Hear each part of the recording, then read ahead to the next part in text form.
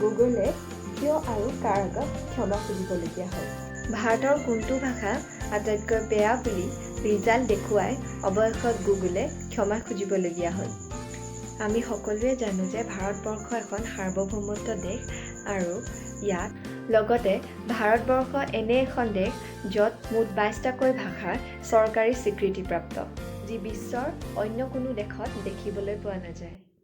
আৰু তেনে এখন দেশৰে সকলোতকৈ বেয়া ভাষা কি বুলি বিচৰাত যি ৰিজাল্ট গুগলত ওলাইছে, তাৰপিছতে সেই ভাষা কোৱা সকলোৰে আগত ক্ষমা খুজিবলৈ বাধ্য হৈছে গুগল। একচুৱেলি গুগলে ভাৰতবৰ্ষৰ আটাইতকৈ কোনটো ভাষা বেয়া বুলি বিচাৰিলে গুগলে আচলতে কানাড়া ভাষাটো আটাইতকৈ বেয়া বুলি ৰিজাল্টত দেখুৱায়। আৰু যেতিয়া কানাড়াভাষী লোকসকলে এই বিষয়ে গম পালে, তেতিয়াই তাৎক্ষণিকভাৱে গুগলক তেওঁলোকে এই বিষয়টো উঠাই ল'বলৈ আহ্বান জনায়।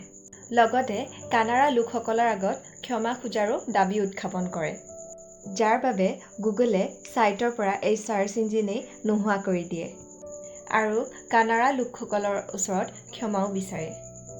আপোনালোকে যদি মোৰ ভিডিঅ'টি চাই ভাল পালে, লগতে আপোনালোকে যদি বিচাৰে কিছুমান ইম্পৰ্টেণ্ট খবৰ পাবলৈ, তেতিয়াহ'লে মোৰ চেনেলটো লাইক, ছাবস্ক্ৰাইব আৰু শ্বেয়াৰ কৰিবলৈ নাপাহৰিব।